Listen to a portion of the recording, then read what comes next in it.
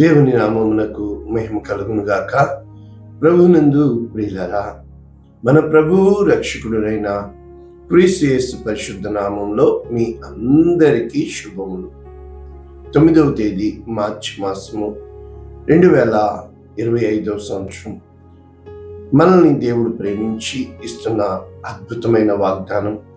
మనము శ్రమల కాల ధ్యానంలో ఉన్నాము కనుక ఆయన మన నిమిత్తము శ్రమపడి హింసింపబడి ఏ విధముగా అన్యాయముగా తీర్పు పొందుచున్నను, తనకి దేవుడు న్యాయము చేస్తాడని తనకి తాను దేవునికి అప్పగించుకున్నాడు. అటువంటి వాక్యము, అతడు బాధింపబడినను నోరు తెరవలేదు.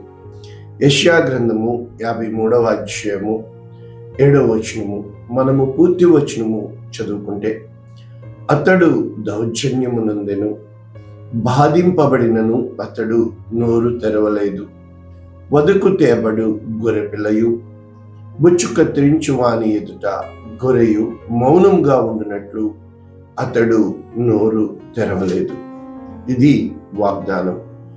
అయితే దేవుని శిలువ శ్రమల ధ్యానంలో ఉన్న మనము ఇంగ్లీష్ వెర్షన్ ఒకసారి మనము చదువుకొని వాక్యపు లోతుల్లోనికి వెళ్ళిపోతే, new international version, Isaiah chapter 53 verses 7. He was oppressed and afflicted. ఆయన ఎంతగా అంటే బాధింపబడ్డాడు, శ్రమ పొందాడు. yet he did not open his mouth. అయినను ఆయన తన నోరు తెరవలేదు. He was led like a lamb to the slaughter. అంటే ఒక గొర్రె ఏ విధంగా వదకు తేబడుతుందో ఆ సాదృశ్యము ఇక్కడ చెప్పబడుతుంది. And as a sheep before its shearers is silent. అయితే గొర్రెపిల్ల ఎప్పుడు తను వధించే వాని ఎదుట మౌనంగా ఉంటుందంట. So he did not open his mouth. ఆ విధముగా ఆయన తన నోరు తెరవలేదు అని రాయబడి ఉంది. అయితే మనం ఇక్కడ నేర్చుకుంటే యెషయా గ్రంథము 53వ అధ్యాయము సఫరింగ్ సర్వెంట్ అంటే శ్రమ పొందుచున్న సేవకుడు అని అర్థం ఇవ్వబడుతుంది. మన జీవితంలో చాలాసార్లు శ్రమలు మనల్ని మౌనానికి దారితీసేటట్లుగా చేస్తాయి. అదే విధముగా మన బిడ్డలకి మనము మాటలు నేర్పిస్తాము, అయితే వారు మనకి మౌనంగా ఉండడం నేర్పిస్తారు. అదే విధంగా చాలాసార్లు నోటితోనే సాధిస్తున్న మనము నిజంగా ఒక్కసారి మనము ఆదికాండము 3వ అధ్యాయము మనం చూసినప్పుడు, సాతాను సర్పరూపంలో వచ్చి ఇది నిజమా అని అవ్వమ్మతో మాట్లాడినప్పుడు అవ్వమ్మ విని బదులు చెబుతుందనమాట. అంటే మొట్టమొదట the origin of the sin ఎక్కడి నుంచి స్టార్ట్ అయిందంటే బదులు చెప్పుట, మాట్లాడుట. అంటే ఎప్పుడైతే మనము కొన్ని మాటలు వింటామో తట్టుకోలేము, బదులు చెప్పడానికి ప్రయత్నిస్తాం. చాలాసార్లు ఈ బదులు చెప్పేవి ఎలా చిక్కుబడిపోతామో మనకే తెలీదు. ఒక్కసారి నోటి మాట జారితే దాన్ని వెనక్కి తీసుకోలేము. క్రైస్తవులంగా అది తెలిసి ఉండి ఈ శ్రమల కాల ధ్యానంలో ఎంతోమంది ఉపవాసాలు ఉంటున్నామని ఫోన్ చేస్తున్నారు. దేనికి ఉంటున్నావు అంటే నా అప్పుల కోసం, నా కష్టాల కోసం, నా బిడ్డల కోసం కాదు.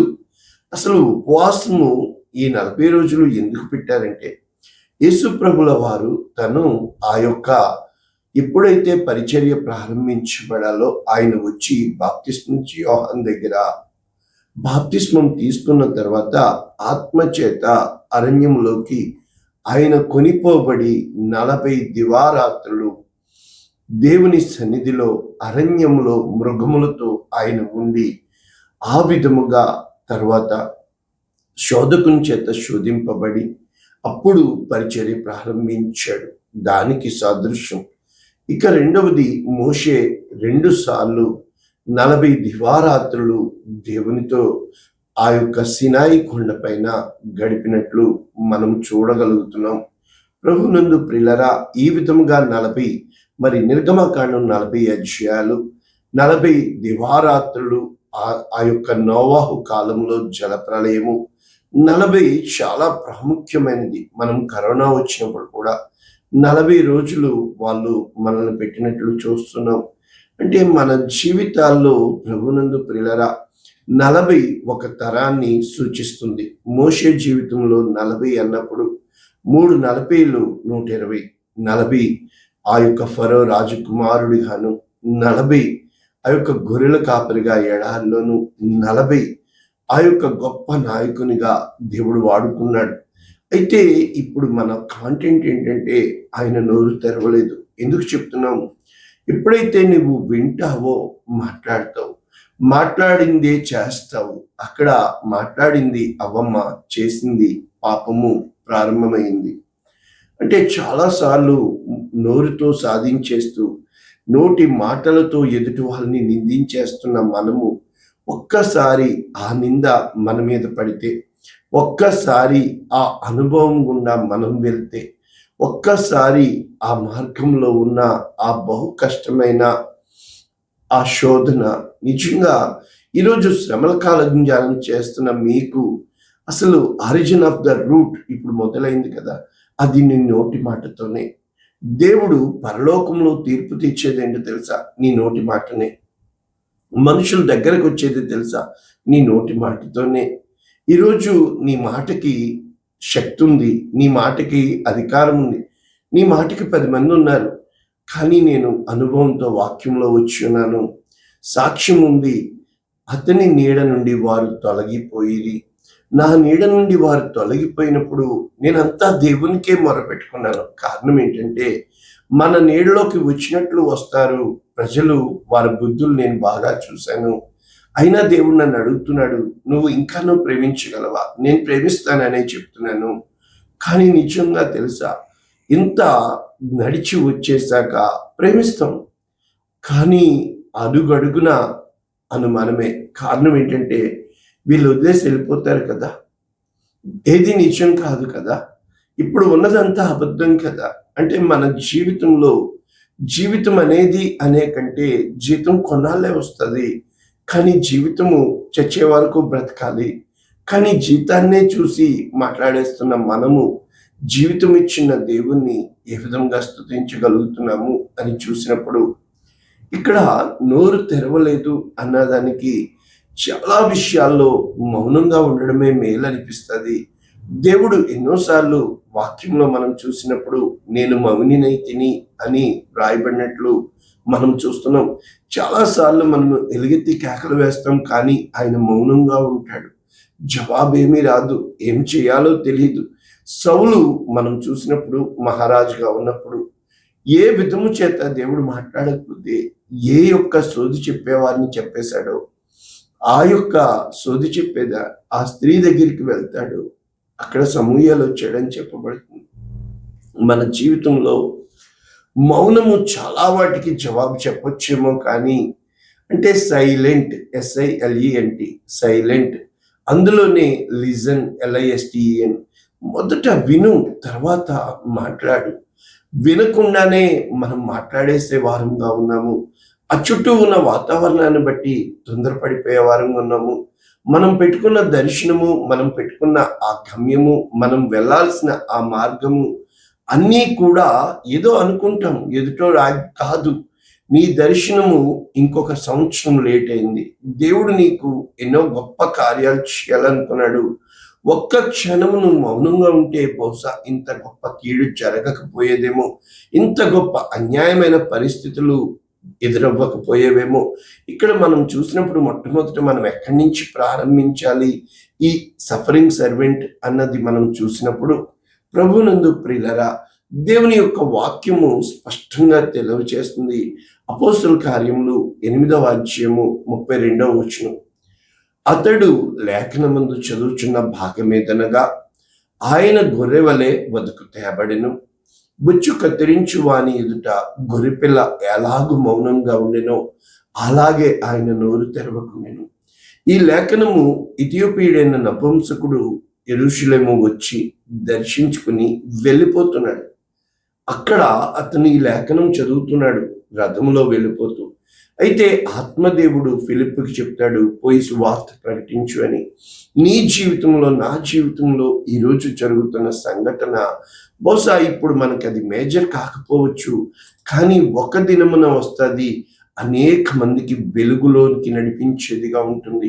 ఇర్మియా గ్రంథము 11వ అధ్యాయము 19వ వచనం. ఇక్కడ లేఖనం ఉంది, నేను వదకు తేబడుచుండు సాధువైన గొర్రె పిల్లవలే ఉంటిని. మనము చెట్టును దాని ఫలమును నశింపచేయుదుము రండి. వాని పేరు ఇక జ్ఞాపమునకు చేయబడకపోవునట్లు బ్రతుకు వారిలో ఉండకుండా వాని నిర్మూలము చేయుదుము రండని వారు నా మీద చేసిన దురాలోచనలను నేను ఎరుగకయుంటిని. కనుక ఇక్కడ లేఖనము చెప్పినట్లు మనం చూస్తున్నాం. అదే విధంగా మనము కీర్తనల గ్రంథము 44వ అధ్యాయము 22వ వచనము మనం చూసినప్పుడు, నిన్ను బట్టి దినమెల్ల మేము వధింపబడుచున్నాము, వధకు సిద్ధమైన గొర్రెలమని మేము ఎంచబడుచున్నాం. ఎప్పుడూ కూడా మనము మౌనంగా ఉండడం నేర్చుకోవాలా, వినడము నేర్చుకోవాలా. వినడము నేర్చుకున్నప్పుడు నీకు కొత్త విషయాలు తెలుస్తాయి. నువ్వు మాట్లాడడం నేర్చుకున్నప్పుడు నీ సొంత డబ్బా బయటికి వస్తుంది. ఎక్కువ జ్ఞానులు వినడానికి ఇష్టపడుతూ ఉంటారు. అంటే ఇంకా కొన్ని లేఖనాలు మనం చూసినప్పుడు, దావీదు కీర్తనాకారుడు కీర్తనలు 39:7 వచనం నుంచి, ప్రభువా నేను దేని కొరకు కనిపెట్టుకుందును, నిన్నే నేను నమ్ముకుని ఉన్నాను, నా అతిక్రమములన్నింటి నుండి నన్ను విడిపించుము, నీచులకు నన్ను నిందాస్పదముగా చేయకుము, దాన్ని చేసినది నీవే కనుక నోరు తెరవక నేను మౌనినైతిని. అంటే దేవుడే చేస్తాడు. ఒక చెంప మీద కొడితే ఇంకో చెంప చూపించమన్నాడు కదా. చాలా మంది నేను కొట్టకపోతే ఆడు నన్ను చంపేస్తాడండి అంటున్నారు. కరెక్టే, కానీ కొట్టమన్నది దేవుడే. ఎప్పుడైతే ఇంకొక చెంప కూడా కొట్టు అంటున్నావో, దేవుడు సర్వశక్తిమంతుడని నేను చూశాను నా జీవితంలో. ప్రతి చిన్న అనుభవంలో కూడా నేను దేవుణ్ణి నమ్మాను. అది నా జీవిత సాక్ష్యం ఉంది. నేను నా జీవితం ఎలా ఉండాలో స్క్రిప్ట్ రాసుకున్నాను. నాకు ఇవ్వబడిన దర్శనం నాకు తెలిసే ఉన్నది. ఇక్కడ చెప్పబడుతుంది కీర్తన 39:10, నీవు పంపిన తెగులు నా మీద నుండి తొలగింపుము, నీ చేతి దెబ్బ వలన నేను క్షీణించుచున్నాను. దోషములను బట్టి నీవు మనుషులను గద్దింపులతో శిక్షించినప్పుడు చిమ్మట కొట్టిన వస్త్రము వలె నీవు వారి అందము చెడగొట్టెదవు. నరులందరూ వట్టి ఊపిరి వంటి వారు. ఇదే వాక్యాలు కీర్తన 38:11. ఇవన్నీ పదే పదే పదే మీకు చెప్తున్నాను. నేను ఏం తెలీదు, దేవుడు అంటే పిచ్చగా వెతికాను. ఎందుకంటే తల్లులారా, ఈ వాక్యాలు చెప్తున్నాను. మీ జీవితంలో ట్రై గాడ్, దేవుణ్ణి ప్రయత్నించండి, దేవునితో నడవండి. కొంతకాలము చాలా కష్టంగా అనిపిస్తుంది. నా దగ్గరికి వచ్చే వాళ్ళందరూ ఇన్స్టెంట్, ఆయన దగ్గరికి వెళ్ళాం మాకేం జరగదు అంటే, నువ్వు కార్యాల కోసం వస్తున్నావు, కానీ నువ్వు చేసినవి ఎప్పుడూ కూడా మనము ఎదుటి వారిని తప్పుపడడానికి ప్రయత్నిస్తాం. మనము కార్యాలు జరిగిపోవడానికి మన చుట్టూ ఉన్న ధర్మం అదే చెప్తుంది. నువ్వు ఇది చేయి అది చేయి, నువ్వు అనుకున్నది జరుగుతుంది. కోరికలు తీర్చడం ముఖ్యం కాదు, దేవుని చిత్తానికి సాగిలపడడం. కీర్తన 38:11, నా స్నేహితులు నా చెలికాండ్రు నా తెగులు చూచి ఎడముగా నిలుచుచున్నారు, నా బంధువులు దూరముగా నిలుచుచున్నారు, నా ప్రాణము తీయ చూచువారు ఉరులు ఒడ్డుచున్నారు, నాకు కీడు చేయ చూచువారు హానికరమైన మాటలు పలుకుచు దినమెల్ల కపటోపాయములు పన్నుచున్నారు. అయితే చెవిటి వాడనైనట్టు నేను వినకయున్నాను, మోగవాడనైనట్టు నోరు తెరుచుట మానేతిని, నేను వినలేని వాడినైతిని, ఎదురు మాట పలకలేని వాడినైతిని. కారణం ఏంటి? యెహోవా నీ కొరకే నేను కనిపెట్టుకుని ఉన్నాను, నా కాలు జారిన ఎడల వారు నా మీద అతిశయపడదరని నేను అనుకొనుచున్నాను. ప్రభువా నా దేవా, నీవే ఉత్తరం ఇచ్చెదవు, నన్ను బట్టి వారు సంతోషించకపో. ఎంత విశ్వాసం నీలో ఉందా? ఎంతగా నీవు దేవుణ్ణి నమ్మగలవా? ఈరోజు ఉపవాసాలు ఉంటున్నానని అనేక మంది నా చేత ప్రార్థన చేపించుకున్నారే. ఏ రోజన్నా ఇంతగా నీవు ఓర్పు పట్టగలవా? మరి మన ప్రభువుల వారు ఆ యొక్క శ్రమల కాలము, ఆ యొక్క తీర్పు కాలంలో ఎవరెవరి ముందు నిలబెట్టారో మనం చూసినప్పుడు, ప్రధాన యాజకుని ముందు నిలబెట్టినప్పుడు మత్తయి సువార్త 26:62, ప్రధాన యాజకుడు లేచి, నీవు ఉత్తరమేమియో చెప్పవా, వీరు నీ మీద పలుకుచున్న సాక్ష్యమేమని అడుగగా యేసు ఊరకుండెను. ఆయన బదులేది చెప్పలేదు. లూకా సువార్త 23వ అధ్యాయము 8వ వచనం. హేరోదు యేసును చూచి మిక్కిలి సంతోషించెను. ఆయనను గూర్చి చాలా సంగతులు విన్నందున ఆయన ఏదైనా ఒక సూచక క్రియ చేయగా చూడ నిరీక్షించి బహుకాలము నుండి ఆయనను చూడగోరెను. ఆయనను చూచినప్పుడు చాలా ప్రశ్నలు వేసినను ఆయన అతనికి ఉత్తరమేదియూ ఇవ్వలేదు. హేరోదు ఎదుట మౌనంగా ఉన్నాడు నా ప్రభువు. ఇక పిలాతు ఎదుట మనం చూసినప్పుడు మత్తయి సువార్త 27వ అధ్యాయం 12వ వచనం.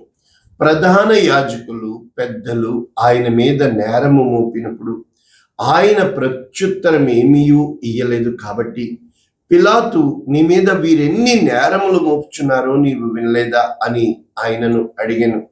అయితే ఆయన ఒక్క మాట ఆయనను అతనికి ఉత్తరం ఇయ్యలేదు. కనుక అధిపతి మిక్కిలి ఆశ్చర్యపడి, ఈ రోజున దేవుణ్ణి నువ్వు ఎంతగా నమ్మగలుగుచున్నావా? నా జీవితంలో ఎందుకు ఇలా జరిగింది అని అడగను అన్నాను. 15 సంవత్సరాలుగా ఆయన నాకు కృపనిచ్చి నా పోషణ తీసుకొని, నిజంగా కన్నీటితో చెప్తున్నాను, ప్రతి చిన్నదానికి ఫోన్ చేసి ప్రార్థన చేయించుకుంటారు. కానీ ఐఎమ్ సారీ, ఏ ఒక్కరు అమ్మా రూల్స్ మారిని అమ్మా అని కూడా నేను చెప్పాను. నిజంగా కానుక ఇవ్వడానికి వచ్చినప్పుడు మౌనం అయిపోతారు మనుషులు. చాలా బాధ అనిపిస్తుంది. కారణము, మనం మౌనంగా ఎన్ని విషయాల్లో ఉంటున్నాం. అదే నిన్ను ఫలానా వాళ్ళు అన్నారంటే దందరిదా లేచిపోతున్నాం మనము. ఈ రోజున ఎంత వాక్యం వింటున్నావే, దేవుడు నీ పక్షాన కార్యం చేస్తాడని, దేవుడు నీకు మాదిరి ఉంచిపోయినని. మరి పేతురు గారు రాస్తూ మొదటి పత్రిక 2వ అధ్యాయం 21వ వచనం. ఇందుకు మీరు పిలువబడితిరి, దేనికి? క్రీస్తు కూడా మీ కొరకు బాధపడి తన అడుగు జాడల యందు నడుచుకున్నట్లు మీకు మాదిరి ఉంచిపోయిను. ఆయన పాపము చేయలేదు, ఆయన నోట ఏ కపటము కనబడలేదు. ఆయన దూషింపబడి బదులు దూషింపలేదు, శ్రమ పెట్టబడి బెదిరింపగా న్యాయముగా తీర్పు తీర్చు దేవునికి తను తాను అప్పగించుకొని.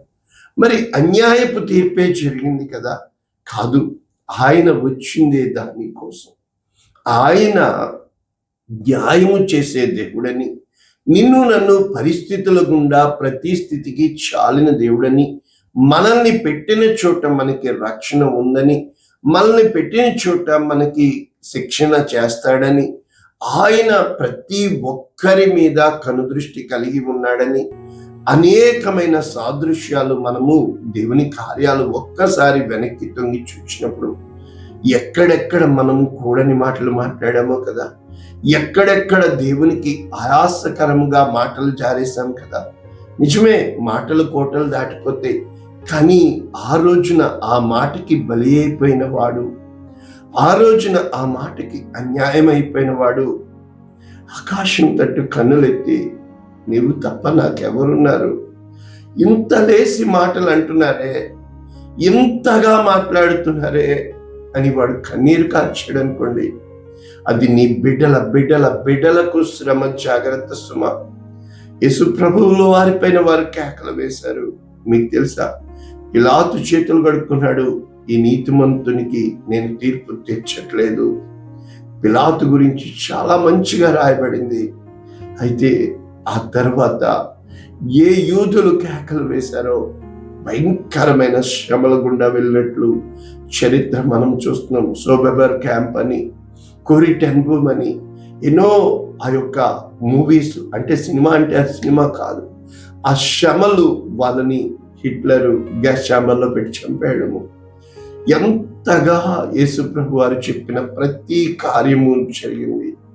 ఈరోజు ఇంకా నీ నోటిని వాడుతున్నావా? అయితే ఉపవాసము దండగా. ఏ రోజునైతే ఎన్నో విషయాలు మన అభిప్రాయాలు లేకుండా జరిగిపోతున్నాయి కదా, మౌనంగా ఉండడం నేర్చుకోగలవా? 3 రోజులు నీ ఫోన్ స్విచ్ ఆఫ్ చేసి దేవుని సన్నిధిలో నీవు గడపగలవా? దేవునితో నీవు కొండ ఎక్కి రూపాంతర అనుభవంలోనికి వెళ్ళగలవా? ప్రార్థన చేయను.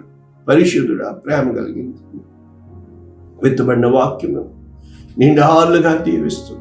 ఎంతమందికి ఈ వాక్యం అవసరమో, ఎంతమందికి నా సాక్ష్యం అవసరమో, నీవు సజీవుడైన దేవుడవని, ఎంత మాత్రము విడిచిపెట్టు వాడవు కాదని, నిన్ను నమ్మిన ఏ ఒక్కరిని నువ్వు విడిచిపెట్టవని, అయ్యా నీవే మాకు ఆధారమని, నీవే మాకు ఆశ్రయమని వాక్యం వింటున్న ఒక్కొక్కరిలో మార్పు తీసుకురండి అయ్యా.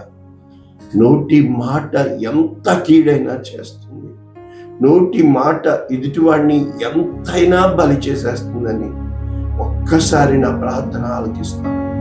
యేసు శ్రేష్టమైన నామమున దీవిస్తున్నాము తండ్రి. ఆమేన్. God bless you all.